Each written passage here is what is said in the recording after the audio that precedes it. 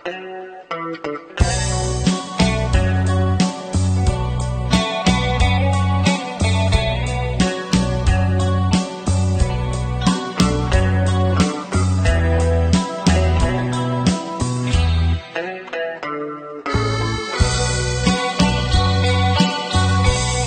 ននិស័យបានជួបគ្នាគ្រប់អង្គាទាំងព្រមស្រីជាកម្មសិទ្ធិសាការីបានជួបគ្នាបើទោះបីមកពីឆ្ងាយទីសែនឆ្ងាយយ៉ាងណាក្ដីបានជួបនាងព្រោះនិស័យនាងសាយណាស់អនុស្សាវរីយ៍មិនបំភ្លេចចាំជានិច្ចគ្រប់គ្រារៀនសូត្រកំសាន្តបាយជុំគ្នាសែ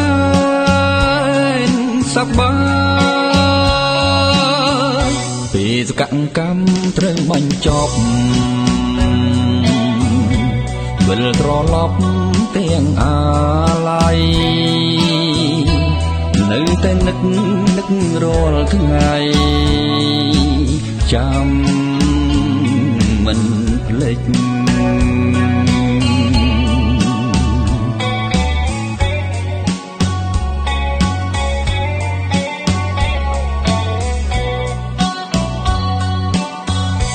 មាននិស័យបានជួបគ្នា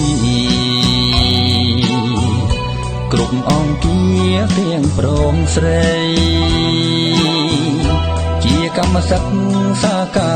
រីបានជួបគ្នាបើទោះបីមកពីឆ្ងាយទីសែនឆ្ងាយយ៉ាងណាក្ដីបានជួបនាងព្រោះនិស័យនាងសាយណាស់អនុស្សាវរីយ៍មិនបំភ្លេចចាំជានិច្ចគ្រប់គ្រារៀនសូត្រកំសាន្តបាយជុំគ្នា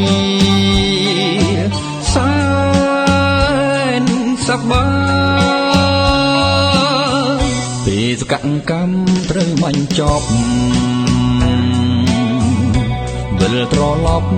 ទាំងអាល័យនៅតែនឹករាល់ថ្ងៃចាំមិនភ្លេចអនុស្សាវរីយ៍មិនបំភ្លេចចាំជានិច្ចគ្រប់គ្រារៀនសូត្រកំសាន្តបាយជុំគ្នា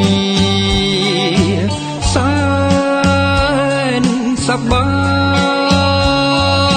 យពេលសកម្មត្រូវបញ្ចប់